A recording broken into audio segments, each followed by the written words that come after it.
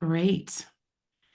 Hi, as folks join, it looks like folks are moving over. Welcome to Missing Chapters. Go ahead and drop in the chat if you would. Let's get this chat rolling. Drop in the chat if you would, where you are. I almost said dialing in from. I think that ages me, where you are zooming in from today. We'd love to see where you're joining from, and feel free to drop that in the chat. I'm in Park City, Utah. Um, Kat, tell us where you are. Yeah, so I'm normally in Salt Lake City, Utah, but I'm on a work visit to Raleigh, North Carolina. So if anybody's in the Carolinas, I would love some recommendations of where to get some good Southern barbecue, please. Oh, that's a pro tip. We've got Fresno, we've got Iowa, South Carolina. I was just in South Carolina last week. I was sharing that I had my grits for the first time last week. Hometown barbecue. Okay. Okay, thank you. We're going to get pro tips here. I can feel like there's going to be a lot of pro tips on the barbecue. We had barbecue, we had pulled pork sandwiches. We did a food tour of Charleston, and you went from restaurant to restaurant and just had like a little bite of what their specialty was. Oh, that's nice. So we had like a chicken gumbo, and we had a pulled pork little baby slider, and all the different things. So it was fun. For folks joining, we're asking that you share where you're joining from in the chat, if you would. It's fun to see. We've got people coast to coast here, Kat. Yeah, and I just Christina over in Ely, Nevada. Hi, I've spent some time in Ely, Nevada, so nice to see you here. I have as well, actually. What? So I did not yeah, know we had this in common. we should go again. We should go again. Yeah, we've got lots of folks from lots of places. Well, we're going to get started in just a moment and encourage everyone to keep dropping in the chat and see where everyone's calling from. It's fun to see all the different locations. There's a lot of people on this list, Kat, that could give us barbecue I recommendations. know. If you missed it earlier, I am on a work trip to Raleigh, North Carolina, and I'm a big barbecue fan. I'm originally from Kansas City, but I would love to get some barbecue out here in Raleigh. So if people have barbecue tips, I would gladly welcome them. Yeah, it's a good pro tip. I haven't, yeah. I was in Raleigh last year and just absolutely loved it. Both the Carolinas are beautiful states. Great. Well, I think let's go ahead and get started, Kat. What do you think? Let's do it. Okay, great. So we did just have a couple folks continuing to join. So yes, we're happy to actually, I should ask Kat, are we able to share the slides? Yeah, yes, happy to afterwards. Yeah. Okay, great. I was going to say yes, and then I realized I should double check. Everyone, welcome to Missing Chapters. This is a new virtual event series that we're running at Nava Benefits, and it's really meant to be around things that were not told as you join an HR career. Maybe things that aren't in the handbook, the guidebook, the class you took, and really try to fill in um, some of that information by having great conversations with people that are in the trenches. And so we're super excited to have Kat with us today. My name's Amy Frampton, and I'm the CMO here at Nava Benefits. Prior to this, I led marketing at Bamboo HR and just really passionate about the HR space. So excited to be with you. Kat, tell us about yourself so everyone can hear. Yeah, so hi everybody, I'm Judd. I'm the Chief People Officer at Lucid Software.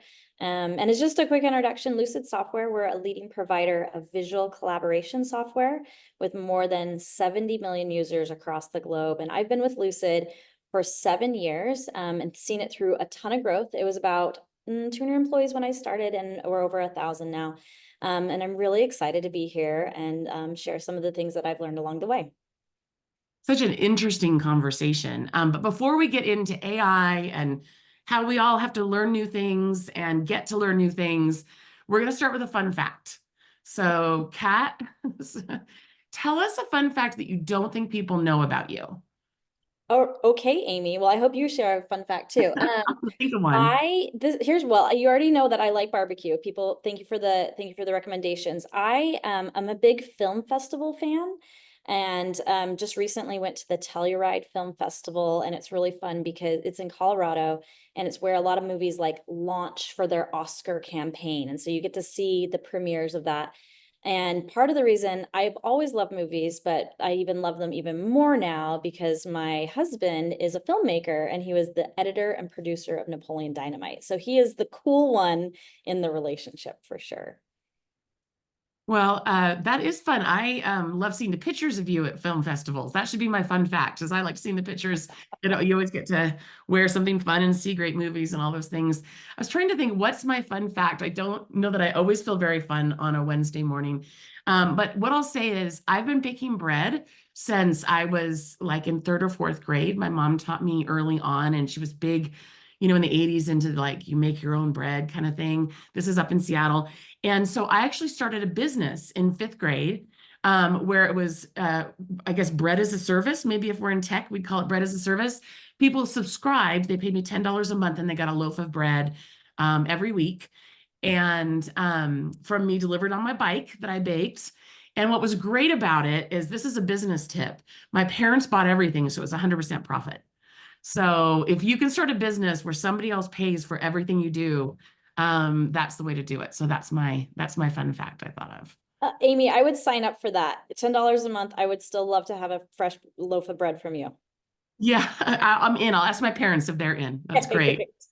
great. Well, let's dive in. Our topic today is all about what AI misses on human collaboration, creativity, and connection. And we all hear so much about AI. It's not going anywhere. But in HR, our careers are about people.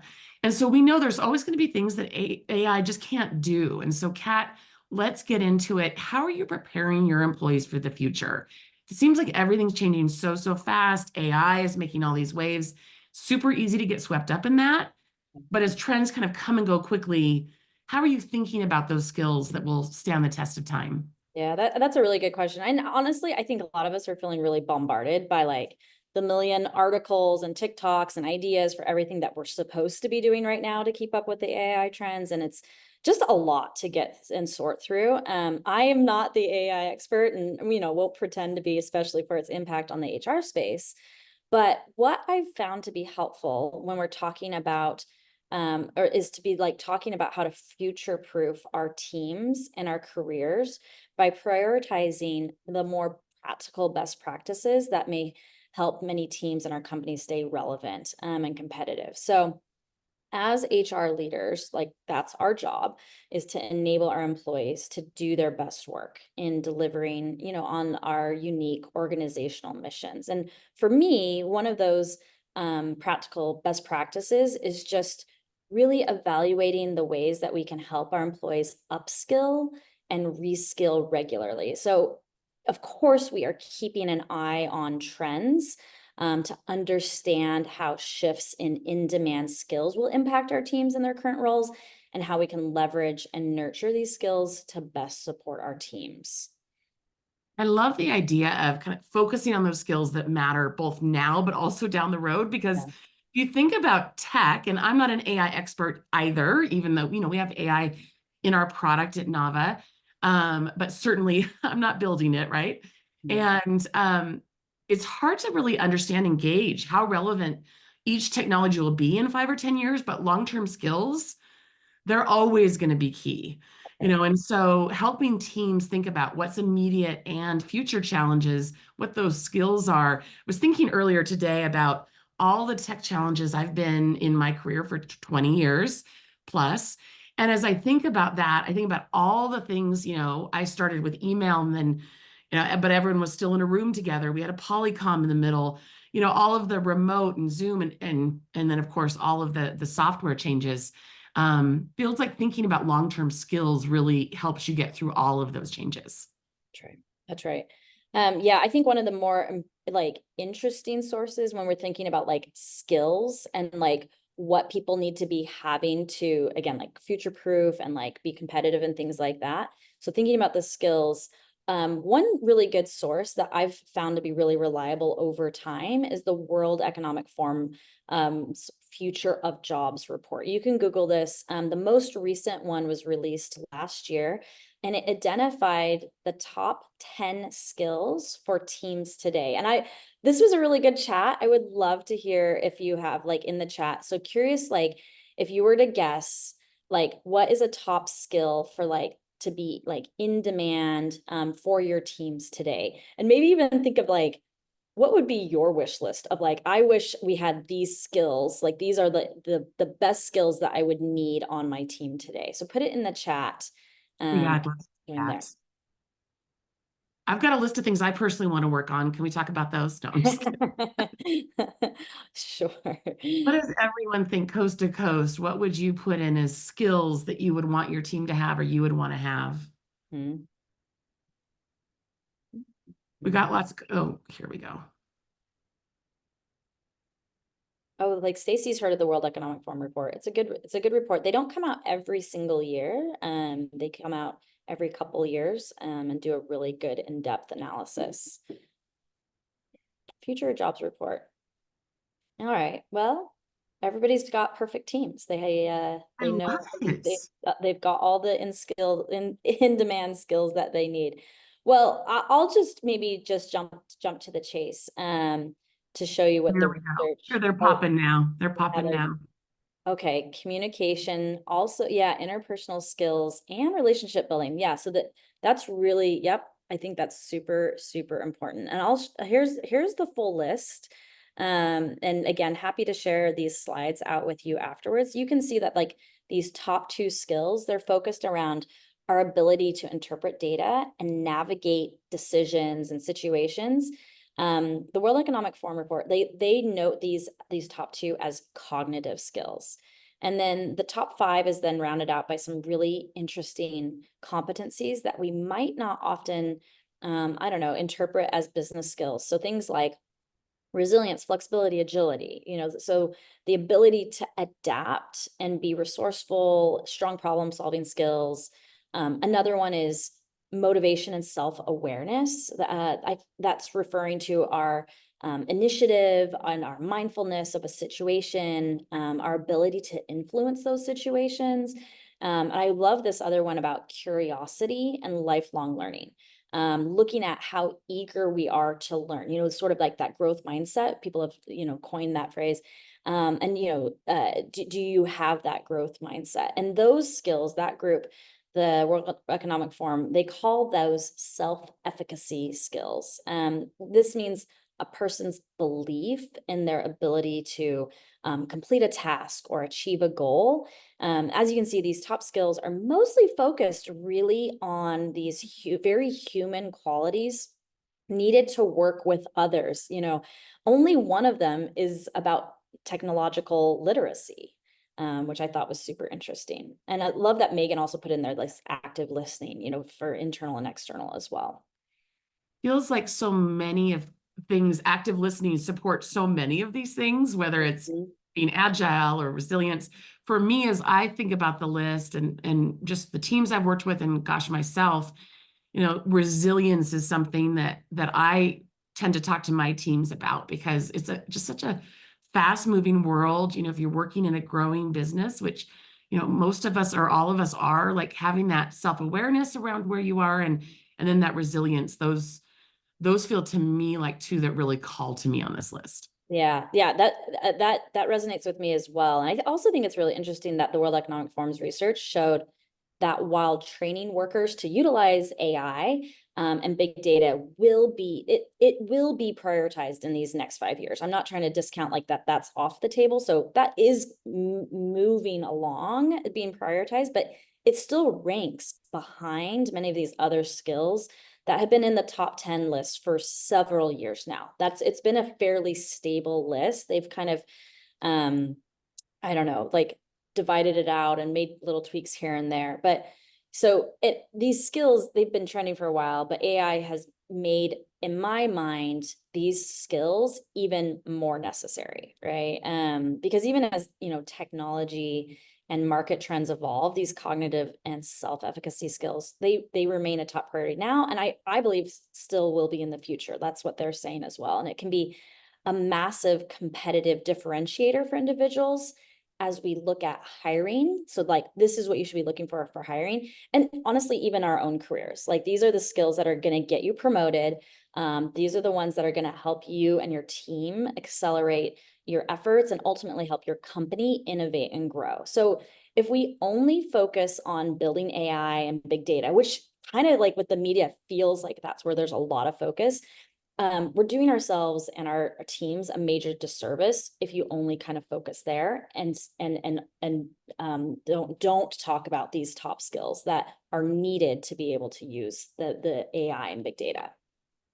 I think that's so true. There's all this noise in the HR space, like just, the AI, and we all need to get in the bandwagon. And you're right, we certainly know that that's happening, but also being aware of the trends, that we're seeing in terms of skill sets.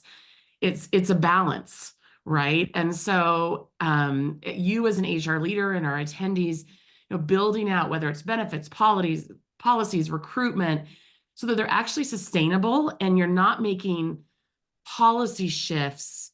I feel like sometimes, honestly, in marketing, we do this. It's like, oh, run to this or run to that. And in HRs, we're dealing with people. We shouldn't be doing it in marketing either. But we can't be making in HR massive policy shifts every time a new feature comes out. Yeah, I agree. And I'm gonna work on not doing it in marketing either. They're both important. Your team just heard it. Yeah, they heard it. They got a commitment from me. So I am curious how you think HR leaders can help our teams build those in-demand skills as, from a programming perspective, knowing that the challenges and kind of that noise can bring. Yeah. So, well, at Lucid, we've invested heavily in our learning and development programs to ensure that individuals and teams have the resources that they need to do their best work and become their best selves. And I'm personally really proud of these programs and the results that we've seen from them so far. Our engagement surveys regularly have employees sharing how impactful these opportunities are for both like their day-to-day jobs, but also just like a holistic career development perspective. And I feel like this investment has really been paying off for us. We have highly engaged employees who are more innovative and creative and generally successful. And it's because these programs really help team members dive into building these in-demand skills. I think that's awesome. And I love Lucid's focus on this and your focus on this. And I love hearing about the different programs that people run. Do you mind digging into that just a little bit more? Oh, yeah, sure. Yeah, happy to. And honestly, if you have other things to jump in, I've learned a lot from other webinars of like people sharing of what like sort of programs have been successful for them. But yeah, happy to share what we've been doing. So one of the major ways that we've encouraged participation in career development opportunities is through our internal leadership development program called Leading at Lucid. I love an alliteration, so it's like it's that close, right? In the early development stages of the program, we knew we wanted a like really high quality content, but I don't know if you've run into this. The offerings from external companies that were providing, they were either super expensive for the type of facilitation that we wanted, or they didn't, it was like just out of the box. They didn't let us customize for our specific needs. So we started building our program internally by first looking at our core values and incorporating them into the curriculum. And so I think that's been a really helpful guiding like guidepost for us. So I put our values there on this slide. So teamwork over ego, like we talk about building trusting relationships and fostering inclusion. Innovation, everything we do. Leaders need to be the people who champion change, but that does take some practice. And individual empowerment, initiative, and ownership. We talk about strategies and how leaders can empower others to drive for results, to remove roadblocks for their teams. And then finally, one of our values is passion and excellence in every area. And this is just hugely important for leaders to develop these skills for inspiring others with vision and purpose. So that was like our initial starting block when building like our internal program for learning and development, leading at Lucid. Love how I love the alliteration. That's another alliteration. But I love how you anchored it in values, because it feels like so many times values can be a sign on the wall, or, back when everyone was in the office, or it can be kind of a cliche. But it sounds like you've really activated your values in these. Yeah, and it's not just teaching about the values. So we kept the values in mind. And so as our curriculum, developing the curriculum, our curriculum actually covers topics like emotional intelligence, difficult conversations, leading and championing through change, being persuasive, inspiring and motivating others. So if you lined up that, the World Economic Forum list with the top skills that, with these sort of skills that I'm talking about here, you can see how this program is intentionally focused on building those cognitive and self-efficacy skills really well. Like it meshes really well together. Yeah, I love the kind of showing how you move from concepts. You've got these big concepts, values, and then obviously the curriculum need to cover a lot of what you're seeing from the World Economic Forum. One of the things I always start to wonder, having built programs like this myself, is, so how does this work? Like, who leads these? You said you didn't want to buy outside stuff. They usually are so general, but who leads them, and how do the material builds work? Yeah, that's yes. We had to get creative. And so you can see this is a good slide. You can see on this slide some of the materials that we use in these classes. So we built it internally. And then as far as facilitators, this has been awesome. We didn't know we'd have such good benefits with the facilitators, but what we've done is we've leveraged our subject matter experts that we have at our own company to teach these courses. So it's senior leaders at our company. All of our executives teach classes. A lot of our senior directors teach classes. And so, we have an outline of what the curriculum is, but then we work with those leaders and say, hey, you're actually really good at casting a vision, right? Let's work on this content together. And so it's really tailored. And so like, I'll give some examples. Our chief our chief product officer, he and we get confused sometimes because it's like Sure. chief people officer, CPO, chief product officer. He teaches, he's so good at inspiring and motivating others. So he leads that class. And our senior director of communication, she shares her expertise on how to lead teams through change, which is actually a lot of communication, right? I teach a course called Team Dynamics and Culture. And so not only do we provide the space for these leaders to share their expertise, they can then continue to master these skills as they're teaching it. And while like they get better at it, it's also helping others, empowering others to earlier on in their careers develop these skills. It's been such a great benefit to have the internal facilitators because they can tell like actual stories, of like here at Lucid and maybe some from prior companies, but it resonates so much more than sometimes an out of the box or a very, very expensive like facilitation that is a lot more tailored. Yeah, I love the modeling. If you've got a CPO that is really good at that, having that person model, it feels like it could be done. It's just a great opportunity for leaders to model the behavior you want to see and have it be so much more custom, Yeah. which I Yes. love. Yeah. Would love to hear, and I know, everyone's on a budget. I don't know that there's anyone that isn't, but especially, small and mid-sized growing businesses, and of whom I know we've got folks on the call. I'd love to hear in the chat from folks what, what have you found as ways like bringing in your leadership for speakers or building inside? What ways have you found to work on a small budget, but with big results in this space? I guess I just say I welcome that in the chat, and we'd love to share what you all are doing. And we should probably keep going, and but I'd love to see people mention that in the chat. But the other thing about the way you built this, I mean, I think obviously it was efficient and effective in terms of how you build it budget wise, but also, like I was mentioning, that modeling. also feels like it allows people to connect with your leadership in a Yeah. totally different way. Yeah. Yeah, that's right. And we so that's one program. We also have a mentor program as well. So again, kind of like trying to pull in some of that modeling. You'll see here some fun creative ways that we've used to promote our mentor program over the years. We have a lot of pop culture references. So the way we do our mentor program is that we have it run for 6 months, and any employee can sign up to be a mentee or a mentor or both. And then our incredible learning and development team. It's a team of two now. We have 1,000 employees, but it's a team of two, and they are awesome. And they match people with the mentors that they choose. And it's such a cool opportunity for Lucid employees to learn from one another, and also continue to build their networks.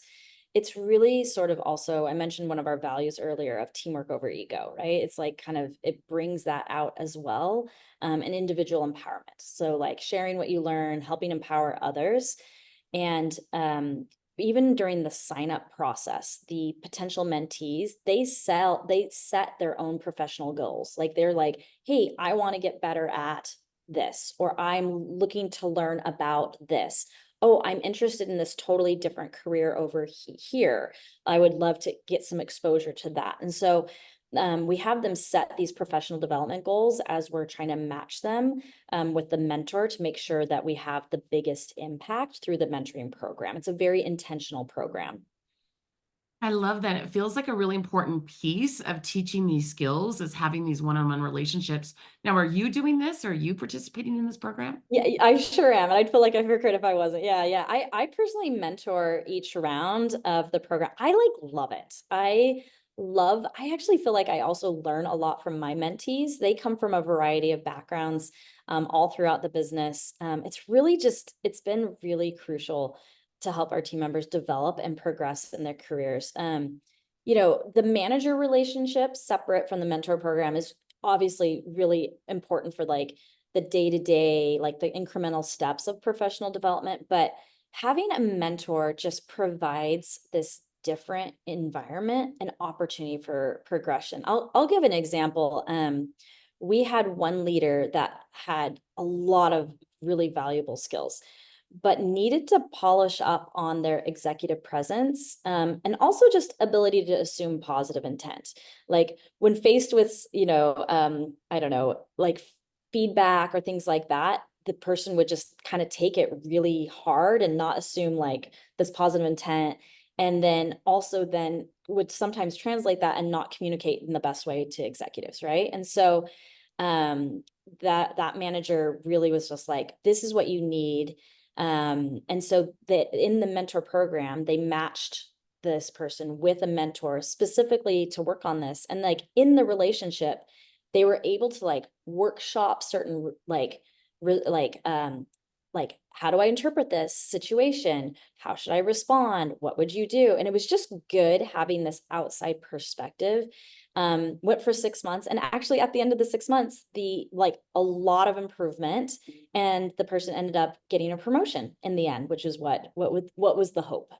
So that was a really great success story. Isn't that so great? The connection, what the right mentor can do, that matching.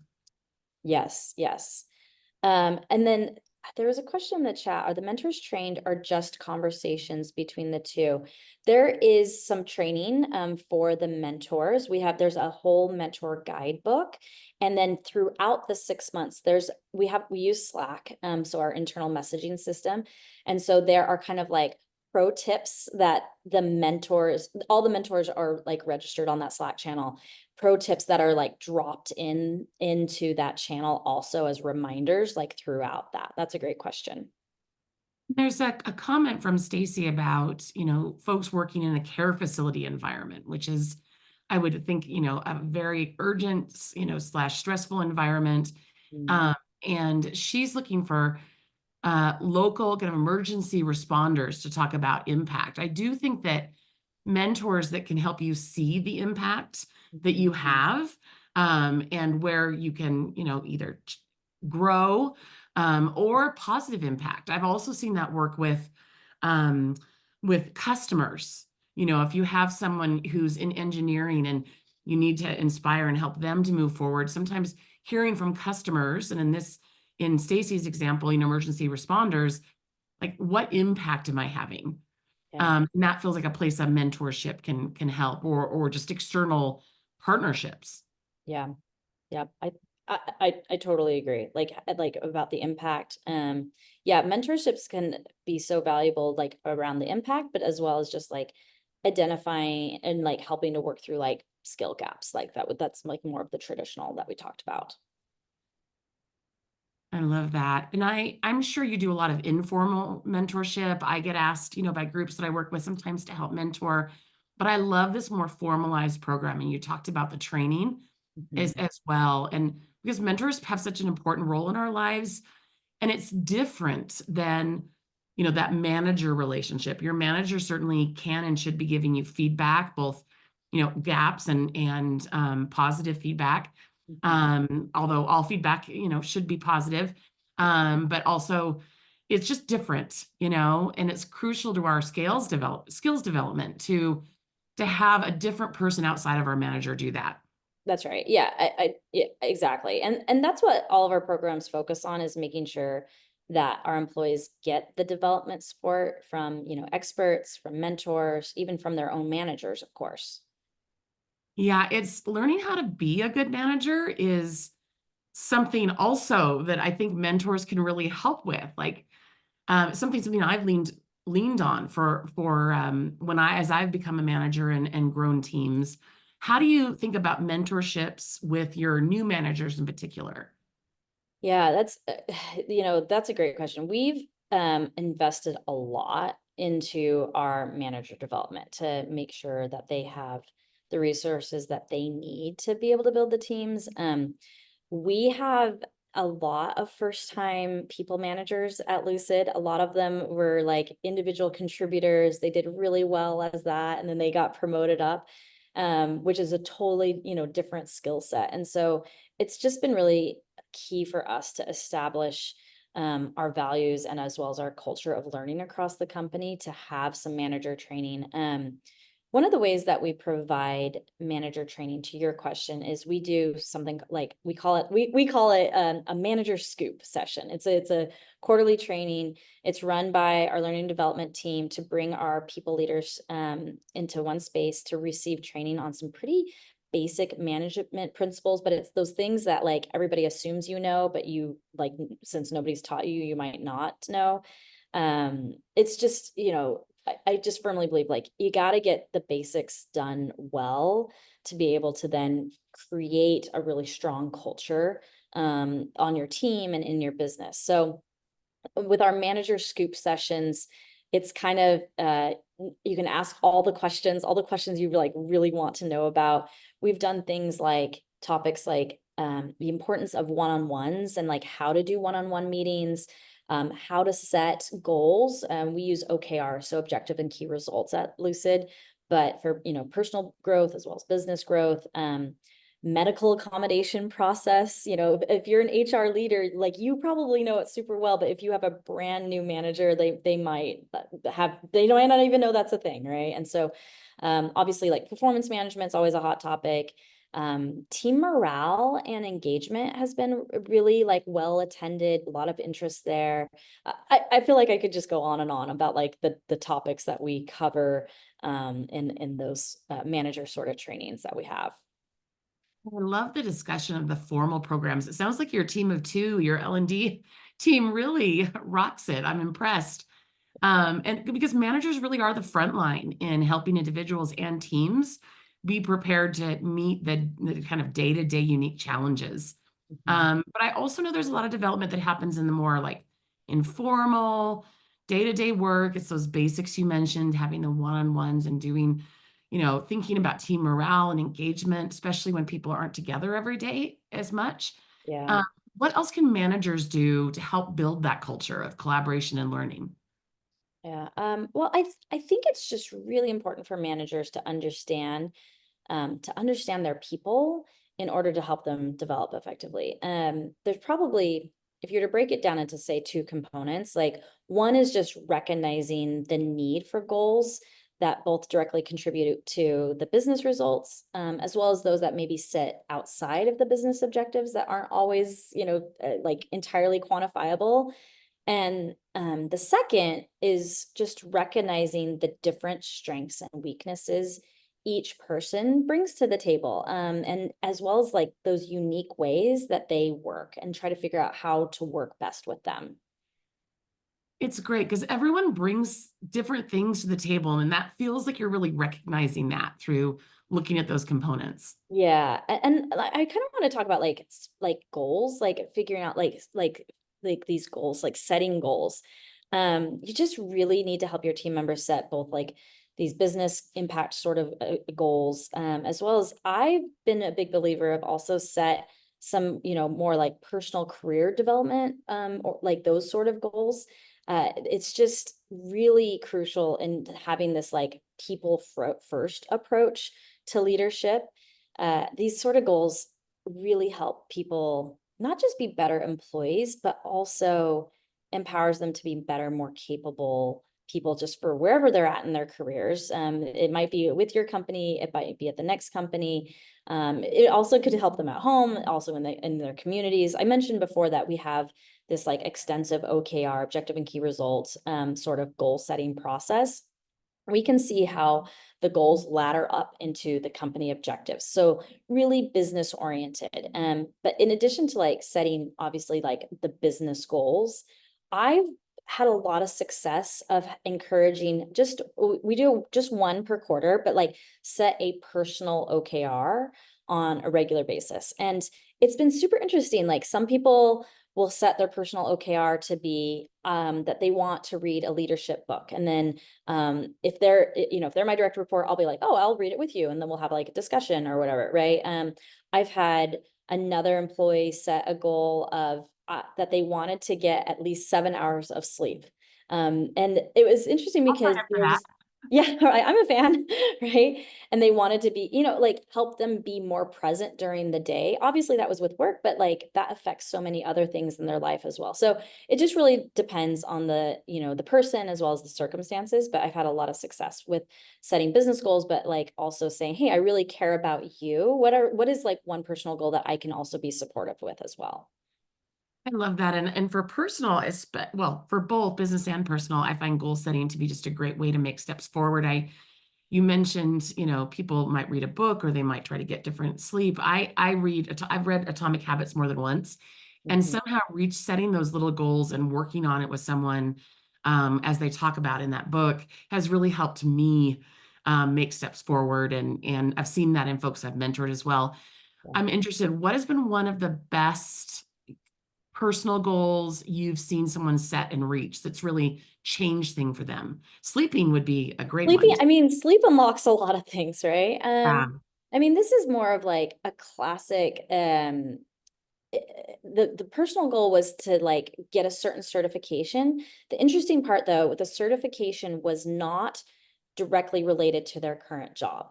And a lot of companies will be like, oh, we'll help you with that certification if it's related, and support you and talk about it, and be interested if it's related to your direct job. But it was in an area that they thought, I think I might want to go to this maybe in the future. And it wasn't like a one and done, show up to a workshop and then you're certified. It took more than a year, and there was like multiple stages and things like that. And it's kind of, at first I was like, oh, should we do this? Should this be the thing that we focus on? And I'm glad we did it. I'm glad this person said it. It also, going back to the initial conversation, it really helped this person build those in-demand kind of future-proof skills that we were talking about. And if you have that mindset, then all of that sort of learning is good, right? It's pretty rare that it's entirely separate from work, like that are doing day to day, and those skills, right? If it helps develop those certain skills. So the end results of these goals, sometimes can be harder to measure and say, oh, that's one for one improving, for your job right now that you're doing in seat. But having those personal goals really helps people, have those skills that we talked about, like top of mind for team members, for them, but also for the managers to be like, how can I best support you in your professional growth? Yeah, it feels like they help you understand your people better as you set them and see how things are doing, support them moving forward, how they best learn, how they want to improve, how kind of their own personality does best. And for Mhm. me, one thing I've found is I set my own goals, and as I've worked with people that I'm mentoring, or being mentored by, is because of how I learn. Time is really important. Yeah. So, I'll say I want to work on this between, for this quarter or for this year or even for this month. For me, timing, and I think it's different for everyone, and so it can really help us understand how people learn on our teams, or that we're mentoring. Yeah, that's right. And once you've started setting those sort of like effective goals, you can remember at the beginning, like goal setting, and then also like with your people trying to recognize like what their unique strengths and weaknesses are. Like once you kind of got that goal setting down and you get to know them that way, you can move more into the second component about like, okay, how do I recognize their like individual like strengths and weaknesses? How do I best work with that? Um, Lucid, we just recently did some interesting research where we dove into the idea of collaboration styles, to better understand how people approach working together. And we discovered three distinct collaboration styles, like the way people like to collaborate, why the way they like to approach meetings. Some people take a more introspective approach. So the first collaboration style is introspective. These are people, they really want to gather their thoughts before sharing with the group. They do their best work with an agenda ahead of time, a structured meeting environment. They love a pre-read, give them some pre-homework, that sort of thing. Other people, collaboration style are more relational. They want a face-to-face time with their team members. They want an opportunity to connect before diving into the content of the meeting. These are the people when you join on the Zoom, like they're immediately like trying to connect, right? They're like in the chat, they're saying hi, that sort of thing. They want to connect first, get that relational, and then move on. And finally, like expressive collaborators, I feel like you can spot them like from a mile away. They really thrive in this like free form idea sharing setting. They will get bogged down if there's not enough creative space for them to like sketch out and visualize and use colors and move things around and that sort of thing. So I don't, Amy, do any of these relate to you? Do you think any of these collaboration styles, which one you are, like the introspective, relational, or expressive? Yeah, it's fun to think about. I part of me thought about my team too. Like I could think, oh, I bet, I wonder. I'm gonna guess relational. I always want to, talk about whether, like we talked about earlier, what barbecue restaurant or what's the fun fact. I do like to connect before. Mhm. Um, and I think that would be my I think guess. my guess is that you're probably relational. Like even just like how you started out this meeting. I'm also a relational collaborator, so maybe I'm projecting onto you, but Yeah. I found that like when I go into meetings, I want to spend time, right? Like connecting with people first and have that as my focus, like as the meetings get started. And I will also say, the shadow side to this is that I will get frustrated if technology will like get in the way of building those connections. Like if I go into a meeting that is poorly facilitated or doesn't have like an opportunity to connect, I don't know that I'm as effective of a leader because I just don't feel like I've got that deeper connection being built to be able to move forward. So I don't know, curious. Oh yeah, Haley put the quiz in there. Curious as we're talking if any of the participants, if any of those stood out to you on which style you are. So the three were introspective, relational, and expressive. Yeah, I'd love to see what people think. And I think we should all go take the quiz after It's fun. this. I know I'm going to. I think it will be really interesting to see. Sometimes I find I take these and I'm like, oh, I was wrong, but I think actually that this is correct. So, what is your team as people are putting on all the different? We've got some, the relational folks. We've got introspective. What has your team found most surprising as they've looked at this? Yeah. You know what they found surprising is um what a variety of different types of collaborators are on their own team, even if it's like their smaller team. Like all of a sudden they have this, like maybe it's a relational person, collaborator like me, and then all of a sudden they find out this person on their team is introspective. Like, what if Damien was on my team, right? All of a sudden I'm like, oh, that, wow, okay, now that I know that, it makes a difference, right? And you just they're always surprised at what a variety of collaborators are on their team. So I will just say, recognizing, somebody's preferences and strengths at work, like you can then, like knowing that, you can build like a more productive and more effective and inclusive team environment, that really creates this like ideal environment for then skill development, right? If you're approaching them in the way that best serves them, way more easier to be like, oh, now I'm going to help you up level your skills. That's interesting. You've got these great, incredible programs at Lucid, and you've been building them and building training that's needed to create a unique environment. And that just makes me wonder, you mentioned as how a relational collaborator, that technology sometimes gets in the way. Like it's frustrating to you if that happens. So I'm curious to hear, how do you see technology and maybe even AI enhancing or detracting from the efforts to build that collaborative culture? Yeah, and I do love technology as long as it's like you used to say, not getting in the way, right? Like so long as it's not detracting. So we've talked a lot about how our teams keep focus on like building skills. And I want to reiterate that here because I know that part of that, even though there's this trend of AI and technologies and things like that are going on, I really think if you make sure you still keep like the skills based top of mind, that's key. But second, I see a ton of amazing opportunities for AI to be used in ways that can enhance our culture.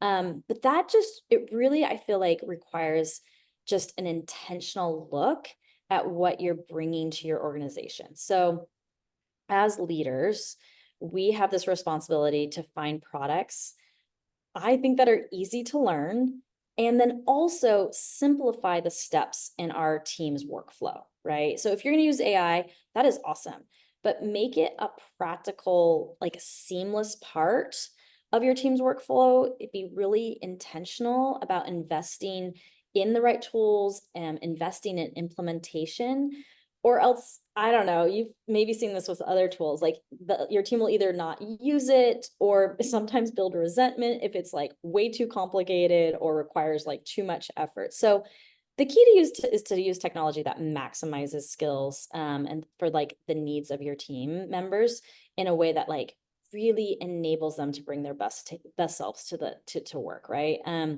We shouldn't also just be constantly changing our approach to work with every new technology available, but rather be like, okay, how can I make technology work to our advantage? What are ways that we can include it in the ways that we already work? So thinking about technology in this way has really helped us maintain a more, I don't know, sustainable and productive working environment instead of like overhauling with every new trend as it comes along. Yeah, this is absolutely true. It's true for all of us. It's been a really great conversation. Thanks so much, Kat, for joining us. As we come to the end, I want to go back to the big picture for a second. AI is not the first exciting technology trend, and it won't be the last. So, as HR leaders here, both established and kind of growing in their career, Mhm. what advice would you give us to help us stay focused on what matters most in the face of the many trends that are sure to come? Sure, sure. I'm going to again emphasize the importance of focusing on what are the in-demand human skills. Reskilling and upskilling yourself and teams doesn't just mean looking at, the emerging technologies or trends. Those are always going to change. And yes, we do need to adapt our approaches to how those impact us in the workplace. But those trends should be providing context, for how we go about building and prioritizing those cognitive and self-efficacy skills like analytical thinking and curiosity. These are the skills that are going to enable you and your team, to be resilient in the face of constant change while also developing more technical skills with things like AI and big data. I think it's really exciting to think about ways technology can change and shape our roles, our teams, the global workforce, in the near future. But it can't change or replace like our innately human skills. It's important to adopt attitudes of like continuous learning and adaptability so we can enable ourselves and others to remain competitive in this ever-changing landscape. So the practical ways we do this might change, but hopefully the examples that we've talked about today give you some ideas of what you want to take back for your team to help them improve as well. I love that. The combination of understanding these trends are going to come and the tech skills that we're going to need, but also the focus on the human to really drive the success of our teams. Yeah, I'm super optimistic about the future of work. And I believe, if we take this attitude of empathy and help each other grow, we're going to build awesome and stronger, resilient teams who are going to help us build the future together. Wow, it's a perfect note to end on. So thank you, Kat. We do have a couple minutes for questions if people have any. There's been some good chat on types in the chat, Kat, about what people think Mhm. they are, what they think their teams are. Um, it's interesting. Christina's talking about she thinks she's introspective. I thought I was relational, but I like to be prepared before a meeting. And Mhm. so I don't know. I got to go take the quiz and see where I am. I just wanted to give folks a moment to, if there are questions for Kat, she's happy to take them. I know we're nearing, relational. She just took the quiz. Megan just took the quiz. I love it. Everyone go do that. I'm going to have my team take it too. I think I'm curious, Amy, like what will happen. Because again, on our teams, it was a variety of different collaboration styles, and it really helped the manager then be like, oh, I'm a relational person, but I've got this introspective person. I'm not just going to surprise them. I'm going to give them ahead of time what we're going to be talking about. And it changed the dynamic for the better. Yeah, we do at all of my team meetings, whether they're in person, we're all remote. We're remote first. So, but we do love to get together and we're together 4 times a year. But even if it's on Zoom, I always do an icebreaker. And I have found that some of my team likes to know what the icebreaker is going to be before the meeting. Mhm. And some say, because I think I'm relational, so I love that icebreaker thing. Some of them don't care to know before, but I Yeah, definitely have some introspective folks that do. that's So. right. Yeah, yeah, that makes sense. That makes Well, sense. we will close up and say thank you, Kat, for joining us. And we will send this out afterwards. We have another one of these tomorrow, focused on with the VP of HR at the North Face, joining us. And he's a longtime friend. He's going to be talking about dispersed workforces like retail, if you have corporate, if you have warehouse, and how to think about meeting employee needs, total rewards, and benefits. So we would love to have everyone join us at that. I think that'll be a really great discussion too. So we also have a great HR community that we're going to put into Slack. Into chat. Talk about different technologies. We would love to have everyone here join. We will have you dancing on the beach at no time if you join our HR community. So for sure apply for that. We can keep the conversations going. Thanks so much, Kat, and thanks everyone for joining us today. Have a great rest of your day. Thanks, Amy. Bye, everyone.